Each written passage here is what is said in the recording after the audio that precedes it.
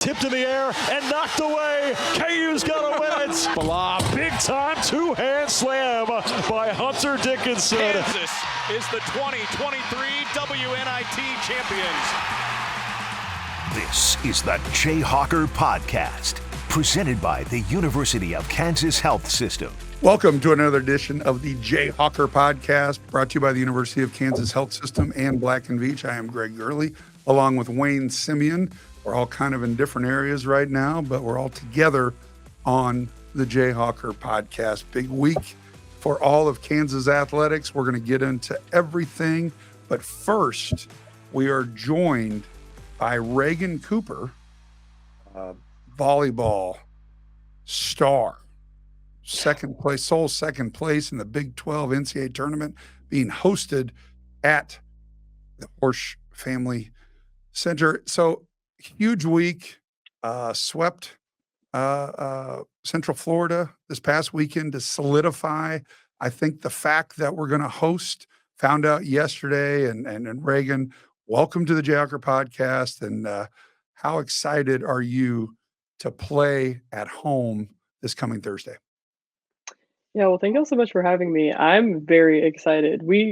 I think the reason why the BYU game was so big is because we felt like we were kind of fighting for that host spot because it was, still in the air. And once we realized that that was a possibility, I feel like it just fueled us for the rest of the season. So beating them and UCF at the end, it put us in the best spot. But we were still very unsure going into watching the selection show yesterday. So we were all on the edge of our seats. And I've never hosted before. I've never been this high in the rankings before. So this is really exciting. This is all really new to me. Yeah, and the Horejsi Center was rebuilt several years ago for this very purpose, to have a volleyball only center, and we thank the Stewart Horejsi family and all that they have done to provide you with this opportunity. Because if it was the old one, we had times that we should have hosted and we didn't, and just such a massive advantage. You don't have to travel. You get more of your crowd there, the adrenaline. We talk about that with our football team, with our basketball team. How important is it to you to have this at home? Very important. We have a great atmosphere. I remember when I was at Tech and I would come and play here, part of our scouting would be, talking to each other about the band. The band's very loud during warm up, so we have to yell louder. The fans are on top of us. At Tech, the arena was very spread out. We played in our basketball arena, so it was always different coming and having to play at the Horejsi and adjust. So being on the home side of it, I could really see the advantage, and I'm excited for other teams to come in and experience that as well. Now, Reagan, you mentioned that you were a Texas Tech transfer, and actually with the last couple of weeks that you've had, Kevin McCullough might be the second best Texas Tech transfer that we have in our athletic department after you got a chance to rein in a National Volleyball Player of the Week and Big 12 Offensive Player of the Week. But tell us a little bit about your journey through the transfer portal to Lawrence, Kansas, because it's a new facet in college athletics, of course, as we know it.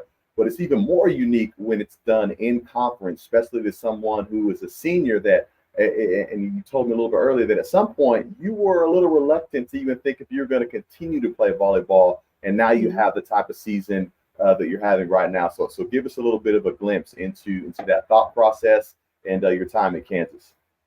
Yeah, so this is my second time transferring. I was at Washington State for a year with Michaela Myers, who's the middle on our team. We were together for a semester, and then I transferred to Tech and then ultimately transferred here. So I've been through the portal before. It's not something super new to me. It's always a little nerve-wracking because you don't know what you're going to get. But when I had hit the portal, it was more so just to look at my options. But I was honestly very burnt out after my years, at Washington State and Tech. So I was on the cusp, and I even texted my parents, told them I was done. I stayed on the portal, but I had already texted them, told them I was done. I had contacted compliance and was like, I'm thinking about getting off the portal. What does that mean? So I was basically, I'd had it in my mind that I was done. And then Michaela Myers committed. That's my best friend. And she texted me and she was like, what can I do to get you to at least come visit here and see what it's like? Because she wants to spend her last year with me. So I started talking to Billy. They brought me on a visit. I think it was around February. And then I committed shortly after that.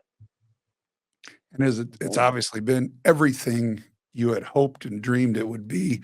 Second Yes. place, sole possession of second place in the Big 12, and hosting the NCAA tournament. Just been a magical year. Yeah, it's definitely exceeded my expectations. I knew about the KU program, and I'd always, kind of looked up to it. Their culture seemed very solid. Like looking at them across the net, everyone seemed comfortable. Everyone seemed happy. And so it always been a program that I had known about, played against for a while, and being a part of it, it's, as I said, it's really exceeded my expectations. This is the best ending I could have possibly had. So I want you to put on your kind of recruiting hat. So mhm. you've been at two different programs. You've seen how other coaches coach. You've now been with Ray Bouchard and Billy and his staff for almost a year. What sets them apart? What makes them special? And what can you tell the next group of recruits why they should come to KU? Well, for one, they make it very clear, not just in the recruiting, but every day in practice, like how important that we are as people outside of athletes, outside of, being athletes. They always tell us to check in on ourselves, on our mental health, on our physical health. And that's not something you really like hear from coaches very much. Coach V will always say at practice, like, he's so grateful that we're here. And that's very special because I've never heard like a coach like thank his players like that. Like he tells us he's happy to be spending his Saturday with us. If we have a Saturday early morning practice that most people, don't want to be doing, he's like, I'm so grateful to be here with you guys. And you can just tell how much they care about us as people and as players. And each coach brings something different. So it's been amazing. Awesome. Well, it's been awesome to see your game grow and progress to now where you're playing your best volleyball when it means the most here at the end of the season. And what were some things that the coaches did to kind of help unlock your potential? Because I know it could be different, right? Making a transition in the portal, having to adjust to new culture, new teammates, new system. But how have you been able to do that so well? Especially with the type of volleyball that you're playing here lately. I mean, just kill after kill after kill. You have a huge, long wind-up, skying over the block, just throwing it down over the top of the block. Like, I don't even think you get blocked yet this the last several matches. So talk to us about your volleyball progression as a Jayhawk. Yeah, I feel like it's improved a lot. And a lot of it does come down to scouting and film. I feel like we have a very good process when it comes to scouting the other team and knowing where is open on the court, who's in front of me, if I have a big blocker or a small blocker, if the setter's in front of me, that kind of stuff. I feel like there's a lot of emphasis put on that part of the scouting that I'm not really used to, and I think it does show in the game. I get on the court and I feel like I know my shots and what's going to score. Another big part of that is Cam. She's an amazing setter. The plays she makes are flawless. She's always communicating with me, talking to me, pushing me inside, outside, depending on how big my blocker is. So technique stuff like that. And also trusting my DSs, trusting that they'll cover me. It's hard to like swing away and swing hard when you're scared of getting blocked. But if you have like your DSs behind you, covering you, ready to pick up those blocks, then it makes you feel more comfortable to swing away. So the trust with my team on the court has improved a lot, and with the coaches as well. Whenever they give me shots, I feel like I just automatically trust what they're saying to me. Well, our guest today is Reagan Cooper, volleyball star. NCAA tournament upcoming here in a couple days, hosted in Lawrence, playing against Omaha. We talked earlier that you played Omaha in the preseason and had success, but that was a long time ago. And, we look at it a lot in basketball, where we used to play the round robin, where you played somebody early in January, and they're a much different team come end of February. Talk about Omaha, talk about your team's prep for this, and how can you kind of cut out the noise and not revert back to that preseason match in which you swept this team? Yeah, they've I feel like they have improved a lot since we last played them.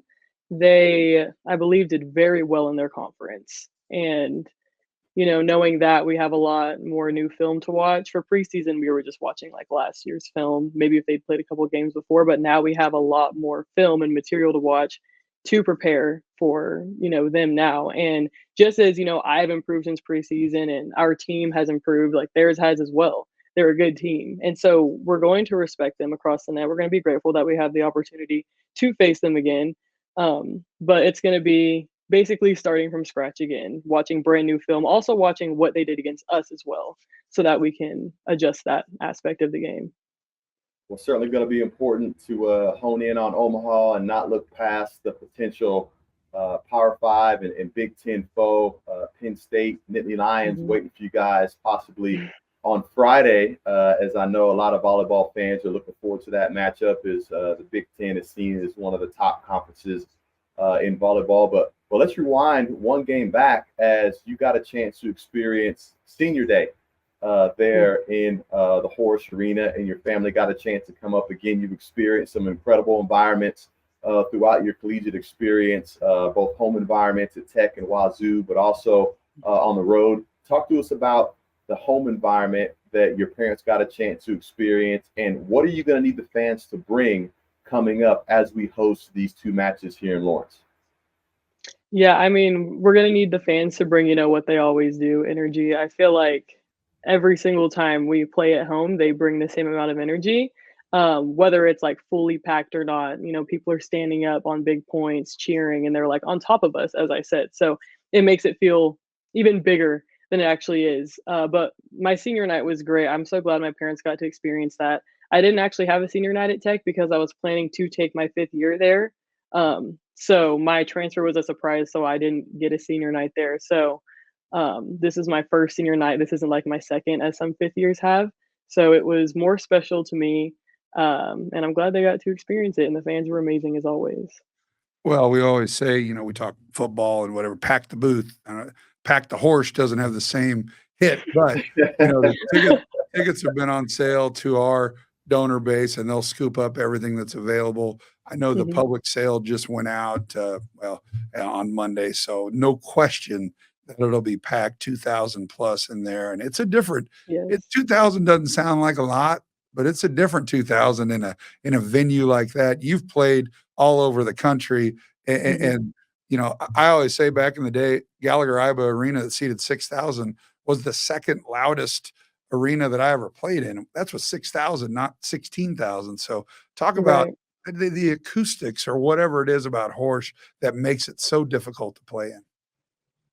Yeah, since it is, a smaller arena compared to most, and everyone's so close and on top of you, it's just loud. And not just like the fans, but also the band. And like as I mentioned earlier, whenever I would come and play with Tech, we would be like, a big part of it would be we need to talk loudly to each other because we literally can't hear each other. So it's just loud in there. And whenever big points happen and everyone stands up, it feels like the building literally shakes and you like just can't hear for a second.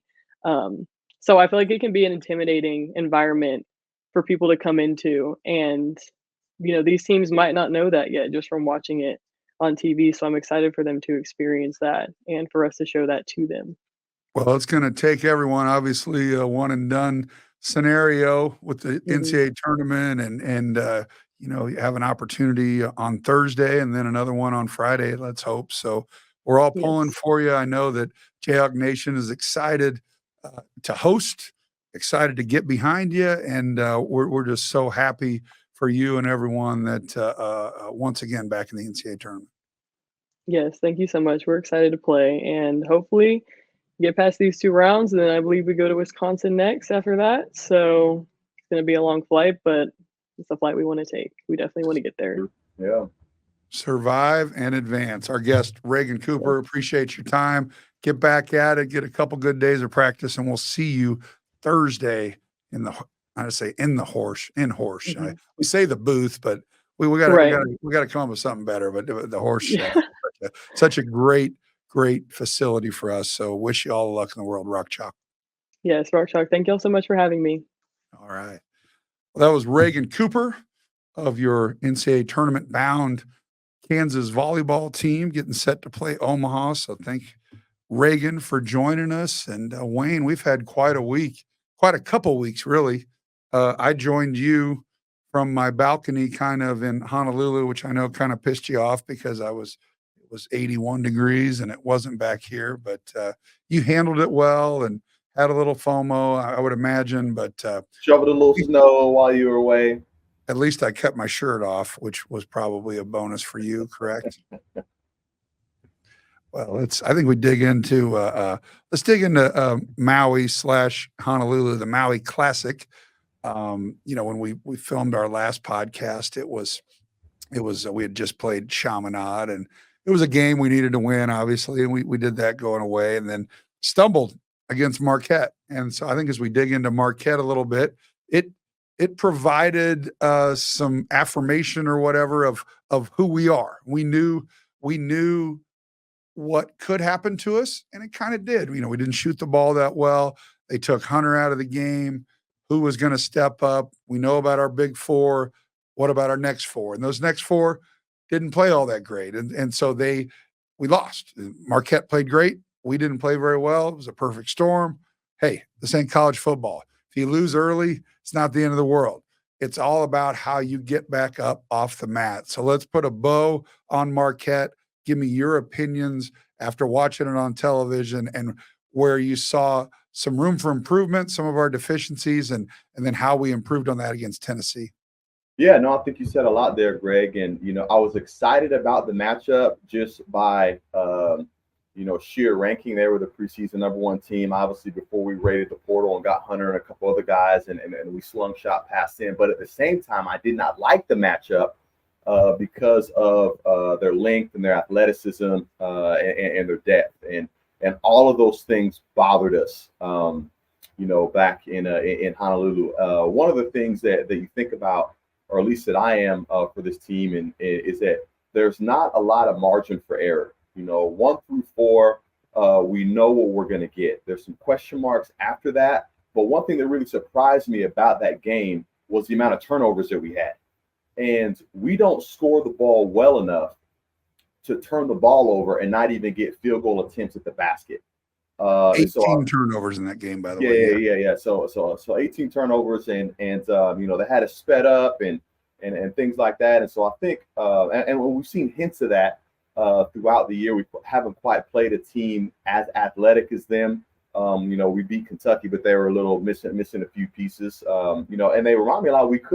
They could end up looking a lot like Houston, and we're going to see them twice in conference play. And so that's something that we're certainly going to have to shore up right away, is finding ways to protect the ball and at the very least get shots on goal, before we can do anything else. Now, mind you, we also have to consider with their athleticism and energy that they played with, usually we have a guy that can match that, and his name is KJ Adams, but sadly he was not himself for obvious reasons, for reasons that are certainly warranted. After losing his mom and making that long trip, just to even be there, just the fact that he was there was amazing. It was more than enough. But when you see KJ Adams have games where he's not dunking the basketball, where he's not pounding his chest and waving his fist like he normally is, especially against those teams that are as athletic as us, you can tell something was a little off. So we certainly missed out on that energy that he traditionally provides, which he will as we get further and further down the season. And so it was a difficult loss because, of course, everyone was really excited about the potential matchup of Hunter Dickinson and Zach Edey in the championship game. But it was useful in a way of finding out, hey, where we really are right now, some things we get a chance to shore up. And we did some of those things against Tennessee. Let's transition to Tennessee. Yeah, to put a bow on the Marquette game, you mentioned KJ, 3 points, 2 rebounds, and you can't fault him at all because the strain mentally that he was dealing with the week leading up to that, then getting on a plane on that Monday, the day we played Chaminade, and it's a difficult travel. He drove 2 hours to Dallas, flew to Oakland to Hawaii, and then played 26 minutes. And like Bill said in our pregame interview, is like sometimes you play on adrenaline that first game, and then the second game you kind of get hit in the face, like you just got hit by a truck, and you just are drained. We saw that. He referenced it with the T-Rob situation, however many 10 years ago, where if you remember, you remember that game. We came out like gangbusters. We were great. I think we were up 18 at one point in that first half, and everyone was like, all right. And then none of our team had slept the night before, and then second half just fell flat. So similar deal. And Marquette did a good job of taking Hunter out of the game, forcing us to try to beat him from the outside. We ended up going 6 of 17 from the 3-point line. And so, hey, again, perfect storm. We were only down 10 and a half. The one thing we didn't mention was we got hit hard on the offensive glass. Marquette they got so many second chance points and so many points off turnovers. And those are all correctable things. Shooting is what it is, but being able to box out and get defensive rebounds and taking care of the basketball, that's an entirely different game if we just do those things. Those are big ifs, ands, and buts. I get it. But those are things that are correctable. It had the making of the North Carolina national championship game. We're only down by 10 in this one, but they kept getting second chance points and we kept turning it over, bad turnovers. And we're like, all right, all we got to do is shore that up. But it proves to you that we don't just have that switch that we can flip quite yet. 2022 obviously had it. This team has got some growing to do, and it's going to, you said it best. Our margin for error is very, very thin. Yeah. And we don't have the depth. We don't have the outside shooting, and we don't really have that get a bucket. Kevin's our best part of just getting a bucket. When there's 10 on the shot clock, he can go. But at some point, they're going to take that away and force Kevin to beat you from the outside and not let him continuously drive to the bucket. So, I'm glad you actually mentioned the offensive rebounding, because there were several moments late in the game where we cut it, single digits within 5. And there are a few things that are more deflating when you're making a run to cut into a lead. You have great first shot defense, and you give up an offensive rebound. And some of these offensive rebounds, it wasn't like we were getting beat at the glass or at the rim. They were long rebounds, which turned into like 50-50 balls kind of out and around the 3-point line, which we didn't get, which we didn't come up with. A lot of that has to do with guards needing to block out and being aggressive to go get the basketball and not expecting a Hunter or KJ to come down with every single board. But that is something that's notable, that, again, margin for error personnel-wise, margin for error in not turning the ball over, margin for error in losing. I'm not even going to say the rebounding battle, losing the blockout battle, because that's what needs to happen before we even get a chance to get our hands on those rebounds. There's got to be contact, 5-on-5 contact with everyone, especially against teams that outmatch athletically. Look, athletic-wise, look, maybe Nick Timberlake, tough to keep up with those guys. Johnny Furphy still getting his feet up under him, but you don't need to be that athletic to get a block out, to put your hip on someone.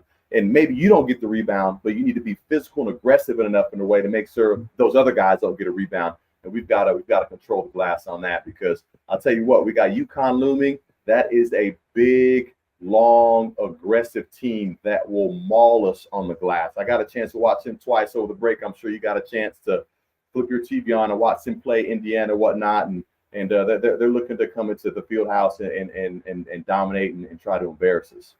Yeah, and so you said it. I looked at the stats. Marquette was 6 of 25 from the 3-point line. They missed a ton of shots, but they got a lot of them back, and they were long rebounds, and it just seemed like they were quicker to the ball. They wanted it more. And so, hey, it happens sometimes. Ball doesn't bounce your way. And then the reality of how this tournament was set up was, for some reason, and I still don't understand why, in the winner's bracket, you play the last game on Tuesday night, which was a slugfest. We got back to the hotel last Tuesday at about 9:00 at night. We had a wake-up call at 5:30 because we do 4 hours prior to the game, 9:30 tip, 5:30 wake-up call. Usually pregame meals at 5:30. They moved it. They added an hour, so it was really 6:30, but it was a quick turn. Hey, so much for relaxing in paradise, right? So much for, hey, enjoy the nice tropical destination. No, you're there to work 3 games in 3 days and late tip, early tip. That's tough. I've never been a part of anything like that, neither had Bill or any of our guys, but it's like, all right, Tennessee's got to deal with a similar type deal. They played the game before us, so they had about 3 hours on us, but we essentially had 12, 13 hours before we turned around and played again. They had, 15, 16. So we're like, okay, it's going to be a toughness game. And that's what I hate, the fact that we lost, but I love the fact that we fought. I mean, it was tied at half against Tennessee. It was a 50-50 game. And when we needed to make big plays in that stretch of the middle of the second half, we did. Guys stepped up. Jamari McDowell, guys that you didn't even think were going to step up. Yet again. So, we're starting to see solidifying somewhere in that 7-8 spot. Jamari, maybe even 6. Jamari proved that he can guard. Jamari proved that he's not afraid to take a big shot. He made 2 threes against Cincinnati. And Nick Timberlake got whacked in the head in that second half, in the first half, and just wasn't the same after that. I still think, I know Nick's going to be a big part of this team. But Jamari, because of that injury and because of El Marco's play, got an opportunity, and he seized the opportunity. And I just love that we had that toughness type win against a team that is really tough. I mean, Rick Barnes coached teams. They've had our number the last 2 times we played them, once in Knoxville 3 years ago, and then last year in Allen Fieldhouse. They got us. I mean, they got us. Not Allen Fieldhouse, the Bahamas. You see how I can get Bahamas and Allen Fieldhouse mixed up.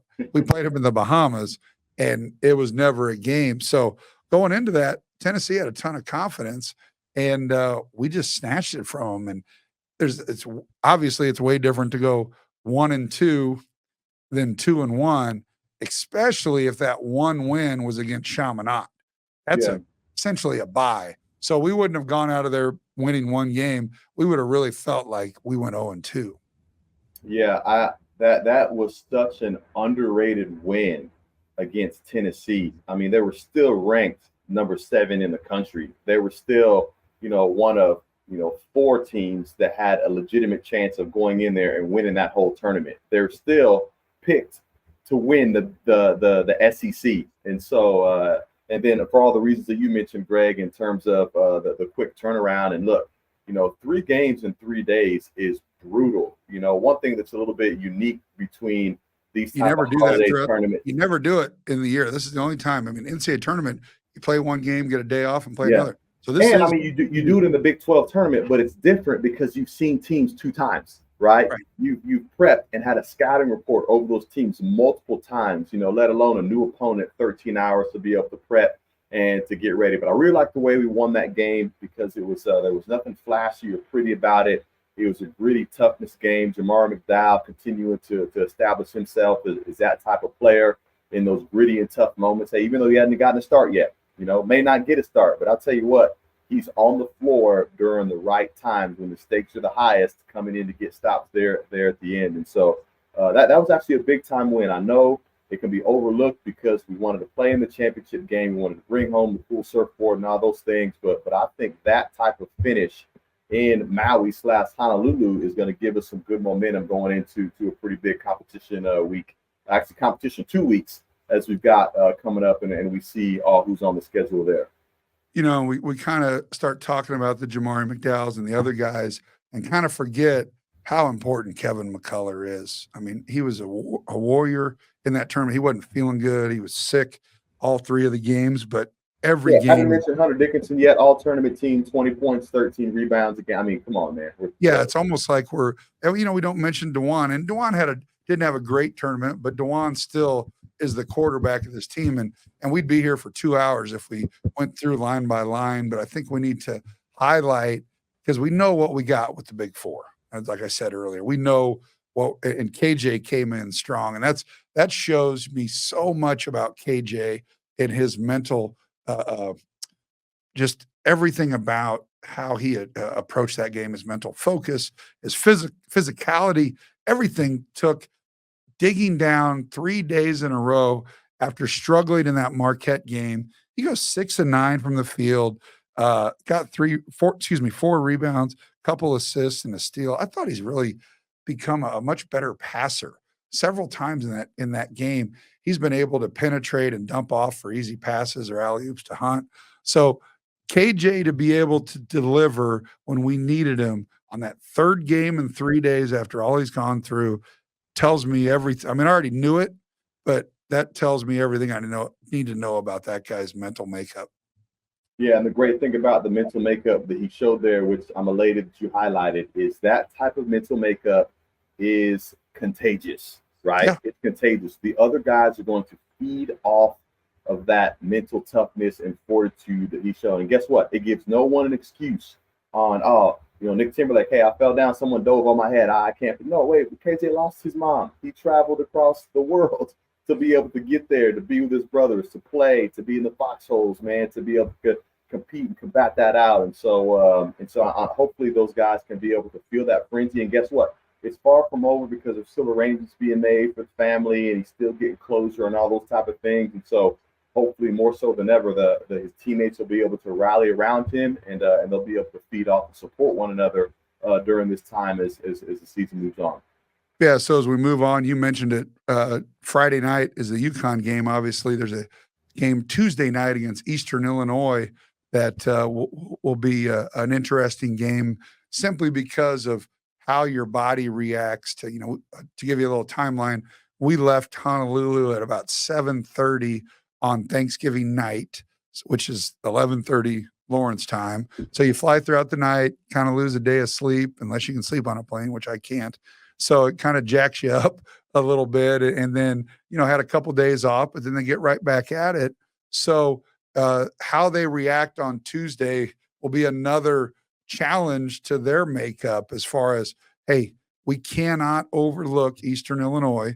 Granted, I believe they're 2-5, but just throw that out the window. I mean, James Madison won at Michigan State. There's been, we saw Jackson State win at Missouri. So college basketball parity right now, because of the transfer portal and how teams can quickly get better. Even just throw the records out the window. Everybody's got guys. So we need to be ready to go Tuesday night. And then the big one, defending national champs, UConn Huskies, trying to, I don't know if they're trying to enter the blue blood conversation. I think they're probably already there. I think they're cemented in there, man. Yeah, I know. Yeah. I'm just saying, other people say, well, they're not. Yeah, Carolina, I'm one of those guys. Gosh, 5 titles. I'm with you. 20 years. Oh, I'm with you. But another step in that as you move forward and the transformation into that blue blood, let's say, is Friday night. I watched them a couple times, and man, they got a couple injuries too. And I think I saw that Indiana game, and I'm like, man, they're good. And they lost guys. They've got an interesting matchup. We almost saw it with Hunter and Zach Edey. They've got a 7'2" guy. And so Hunter's not going to just have his way. Hunter's more skilled and has the ability to do some other things, but you're still not shooting over a 6'5" guy from Chaminade. You're trying to shoot over a guy that you're looking eye to eye. Yeah, it certainly does. And one thing that Hunter, I don't want to say struggles with, but that when he has matchups with guys that are as equal of strength with him, that can keep him pushed off the block, that can keep him pushed off deep duck ends, and I'm talking 5 to 7 feet away from the basket, outside the paint. He has a little bit of trouble, like finding angles and using a crab dribble or spin move to be able to score. The best thing happens is he gets fouled, or usually fans out, or finds someone that's cut to the basket. And so it'll be interesting to see him go up against someone that is of equal size and equal strength of him. And you know what? I don't want to look past this Eastern Illinois game, though we certainly should beat them. To me, the most important thing that could happen in that game is for the younger guys to get quality reps and to build confidence. We need Elmarko Jackson to make sure that he comes out of Eastern Illinois game and has confidence, that he takes care of the ball, that he's assignment correct, that he uses athleticism the way that we know he can and get to the rim, finish. I need to see a monster dunk out of him. I need to see elite speed in broken forward situations. I need knockdown threes from the corner by Nick Timberlake. I need Parker to catch a couple lobs. We need those type of guys to kind of get their confidence and their juice back, because we're going to need 1 or 2 of those guys to play above what they're capable of to make sure that we're able to beat a team like UConn, even at home. And so that's something that I have an expectation of for us as we're entering into this East. Now, we should win, yes. Hunter, all right, 2013, that's fine. But we need these young guys, 5 through 8, to be able to get some quality reps and build confidence. Completely agree, and I'm glad you said that. That's the first time we had mentioned Elmarko Jackson, who had a struggle. And what Bill and the staff wants Elmarko to do is, hey, play like you did in high school. Play like what you you were recruited to Kansas for a reason, because you're an elite athlete, you're an elite player, you're an elite offensive talent. I think he's got all the makings to be a good defender. And right now he's just kind of playing lost and without not any confidence, and kind of phased out. I think, he's deferring as he should, but when he gets the ball and needs to go, you see it on our guys. They're like, hey, El Marco, go. You and I have seen it in practice 100 times, how good he has been. And then when he gets in the game, he just kind of locks up. So we have 2 weeks in a row where we have similar type deals. UConn on Friday, but that's preceded with Eastern Illinois on Tuesday. The following Saturday, we play Missouri, but that's preceded on a Tuesday against UMKC. So Eastern Illinois will be a great proving ground for Nick Timberlake, Elmarco Jackson, Parker Brown, Jamari McDowell, all of those guys to get some confidence. We know what we got with the other guys. Hunter's not going to show us something we haven't seen before. We get it.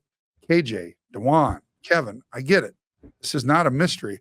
We know how they're going to make their money. We need to know how the next 4 are going to do it. And I'm excited to talk to some of our guys Saturday morning after the game, because the first couple games we had, then you late night, and then the first couple games talking to Hunt and talking to some of the other Nick Timberlake and newbies. They're like, man. Yeah, they think they know, they don't know yet. They go, this is unbelievable. And I'm like, we're playing Manhattan and North Carolina Central. I go, hey, no, agreed. But this is like a tune-up. UConn and Missouri are going to be hyped. I mean, Mike Lickert and Douglas Shepard are going to have that volume knob turned to 11 or 12, even though it stops at 10. They're going to have it's going to be electric, and looking forward, number one, to tomorrow night. I don't want to dumb it down, but like you said, we should win, but go out and play the game. And then UConn on Friday, ESPN will be there. Dan Schulman and Jay Billis. We will be it'll be it in the country. Everyone's going to be tuning in this game. It's a great commercial and a showcase for us to show really who we are. And that's playing against the defending national champs. You want a way to measure yourself? You're going to find out Friday night.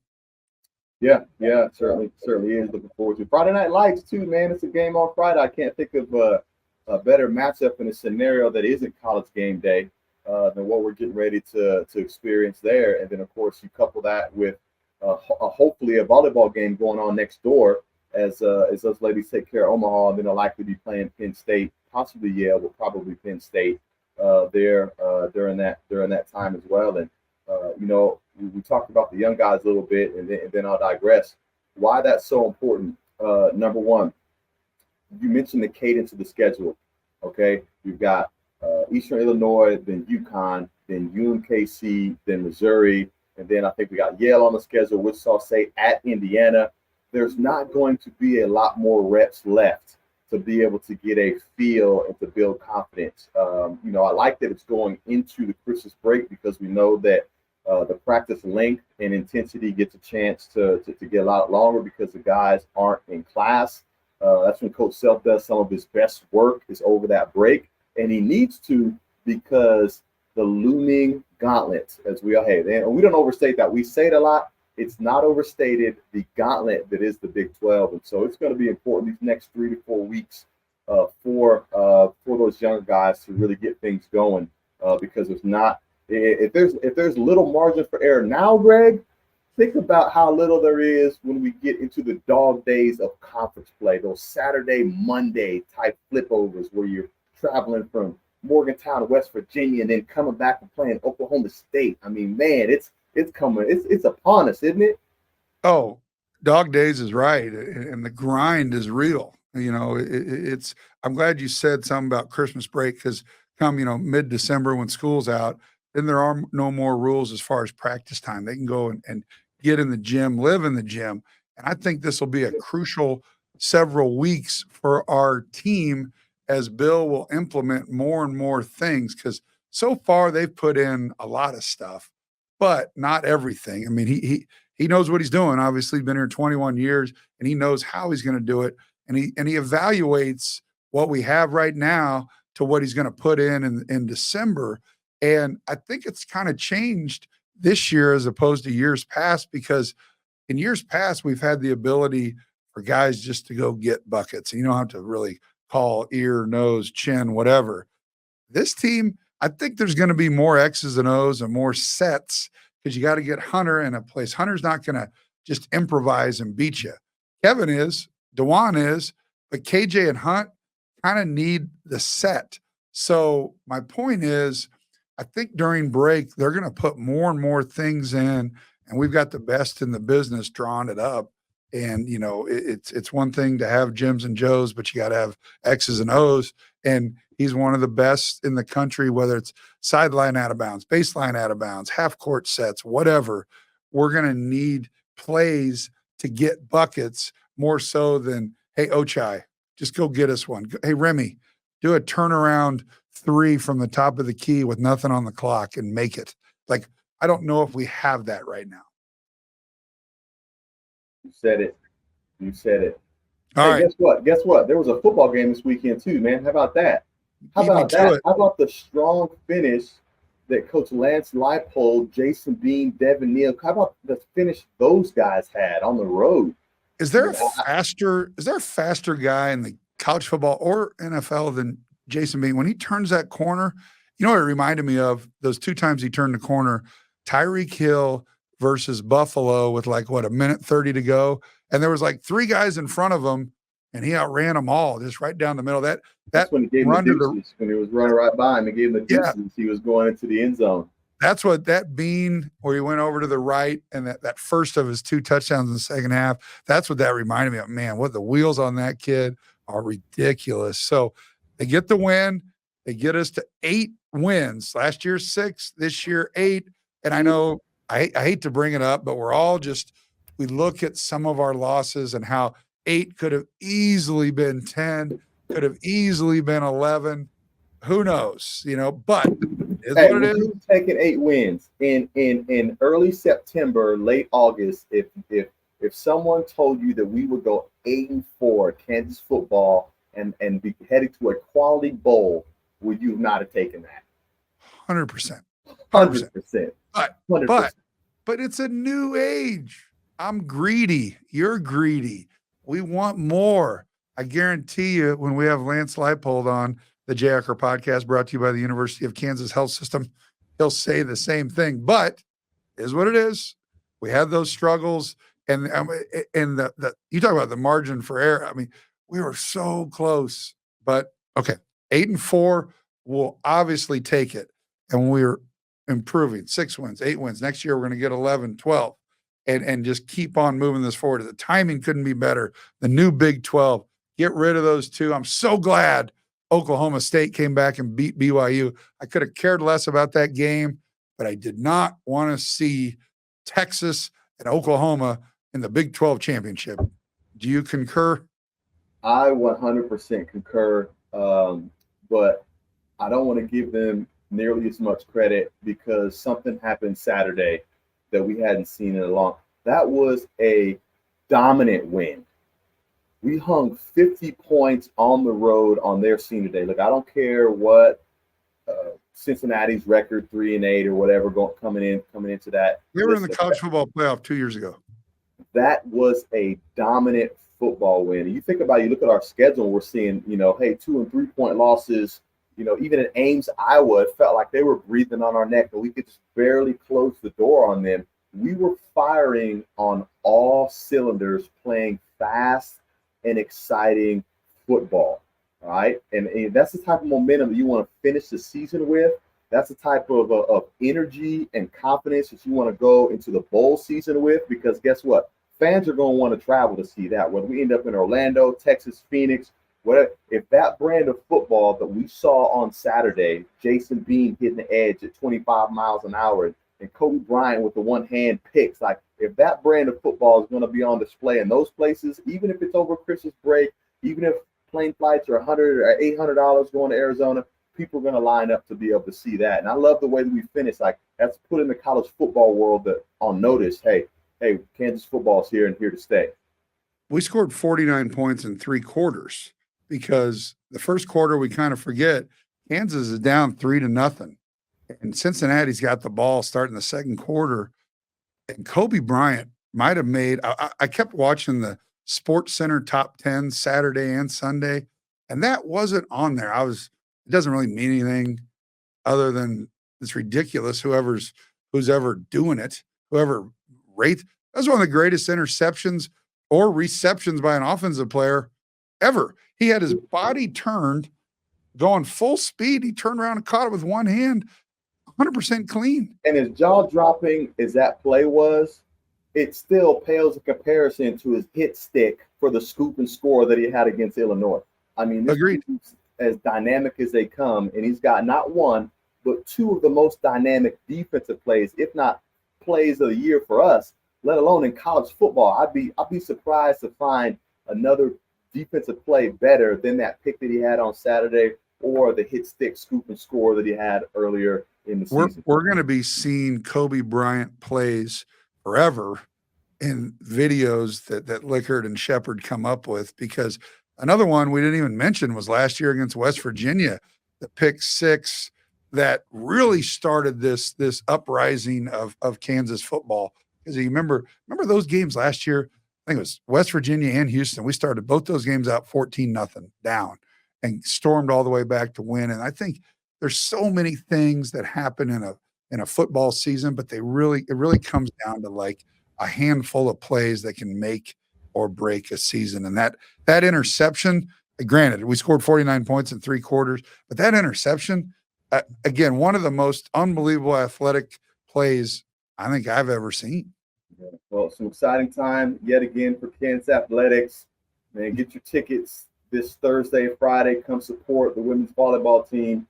Women's basketball in honor of the big NCAA performance, shifting their game to 12:30 on Thursday. You can come and catch, 2 for 1. Man, come check out the women's basketball game playing, and they had a great effort and performance there in the Grand Caymans, even though they came up short against the Final Four team and, of course, a perennial power, UConn. Were in it, had opportunities to win it. They're back home getting after it on Thursday, then hang around Thursday evening to see the women's volleyball team host NCAAs. And then, of course, Friday we've got another doubleheader yet again.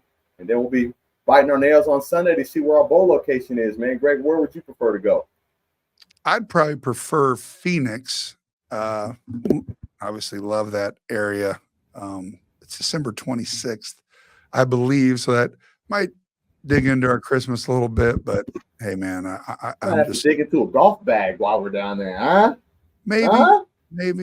I just that place is special, and we have a ton of snowbirds. A lot of our donors that have homes down there that go down there in the wintertime. So that'll be nice to, they should, break away from the golf course and go check us out. I believe that game is at Arizona Diamondbacks Stadium, baseball stadium. So that'll be an interesting deal. So we don't know that for sure. We'll find out, I believe, on Sunday, right? Yep, I think so. Because there's a big old jigsaw puzzle. They gotta, and it sounds like if it's there, it'll be a Big Ten team. And of course, there'll be plenty of speculation leading up. My phone's already blowing up. Hey, I hear we're going to Shreveport. Hey, I hear we're going to Orlando. Can I get Disney tickets? Blah, blah, blah, blah, blah. Well, there'll be plenty of speculation leading up to that. We'll find out for sure on Sunday.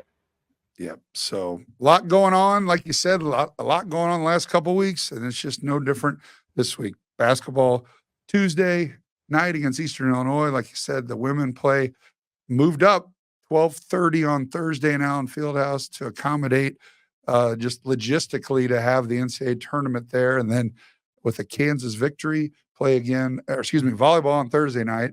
And then with a Kansas victory, once again that afternoon, right before the UConn game. So get a hotel room in Lawrence, camp out, get your RV, do whatever. Lawrence, Kansas will be the place to be the next 5 days, right? This has been another edition of the Jayhawker Podcast, brought to you by the University of Kansas Health System and by Black & Veatch. Take ownership of your career, your future, and your success. Find them at bv.com/careers. I am Greg Gurley along with Wayne Simeon. We were joined by Reagan Cooper of Kansas Volleyball, going to be on stage Thursday afternoon against Omaha. Big week to be a Jayhawk Pack Horse, again, we got to figure out a better. It's not the same as Pack the Booth, but I don't think we'll have any problem getting everyone in Horse. Eastern Illinois Tuesday, UConn Friday night. Great time to be a Hawk. Rock chalk.